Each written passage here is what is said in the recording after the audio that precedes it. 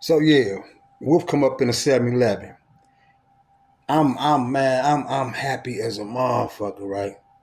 But these two motherfuckers don't even know what this is. They don't even know what the fuck is happening, right? So as I come around, I'm like, he's calling me Blondie. He's like, Blondie, what you doing up here? Why you ain't at the crib? I'm like, man, fuck that. That's them niggas. He like, what you mean? I'm like, that's them niggas. And I pointed to my face. Man, that nigga turned his hat to the back. I mean, and literally turned it to the goddamn hawk. No, he didn't. Hold on, he did that when he grabbed me.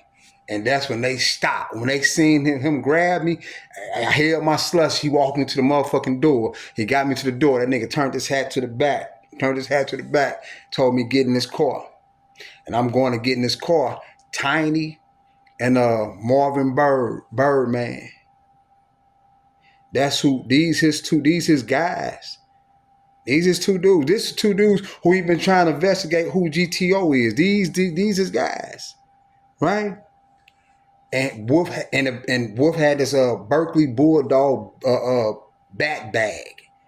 It was white and blue with a big ass bulldog on the side of it. He had all bats in that motherfucker, man.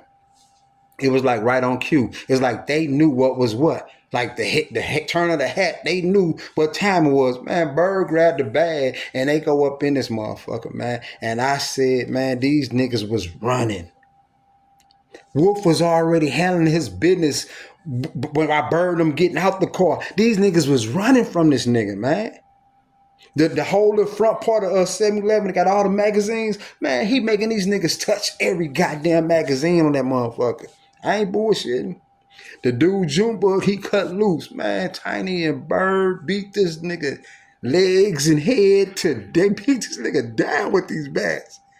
These niggas ain't fighting. Bird and Tiny smacking niggas with bats. And they whoop over there using all hands. And he whooping, he beating dude ass. He doing mean shit. He making a nigga put his mouth where you put a pinball thing. He got the nigga head on that motherfucker, stomping the back of the nigga head. This nigga is a fucking gladiator. You dig? Yeah. All the nigga, he fucked dude around. Word. So,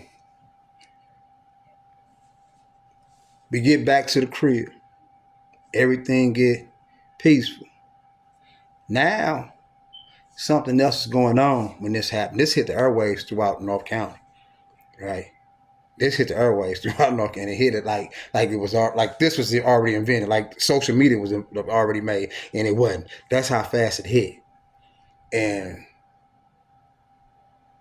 some of them motherfuckers that was from GTO, they had ties with one structure that was already embedded right here in Castle Point on Royal Drive. That was the Black Gangster Disciples. They had their whole plug right there on 367 to take you straight to Alton, Illinois. That was their pipeline. And they got wind of this motherfucker Wolf. Curtis. They got wind of him. And so shit. They most definitely knew he was a force to be reckoned with. So they wanted him in. And there wasn't no blessing in. He banging.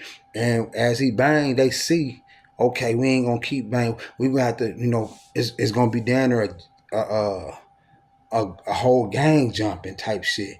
But it ain't bending them. You did? And so they stopped before he stopped. This nigga didn't drink, didn't smoke. This nigga was an athlete. This nigga had long career. All he did was work the fuck out. That was it. Everybody else smoking and drinking. So yeah, you a drunk motherfucker get in my face, I'll wear his ass out. He probably feel like he, handling his business because he get hit a lot and he's still talking shit. But he getting his ass wore out. After that monkey all get up off of him, he'll feel it. So you got this nigga living how he living, whereas an athlete, but he still like this, what they're doing. Next thing you know, I see them in the backyard and they talking in these numbers. And then I heard one of them say, that was the time we had the 430 that did it. I'm like, ain't no, what the fuck was that? What kind of talk was that?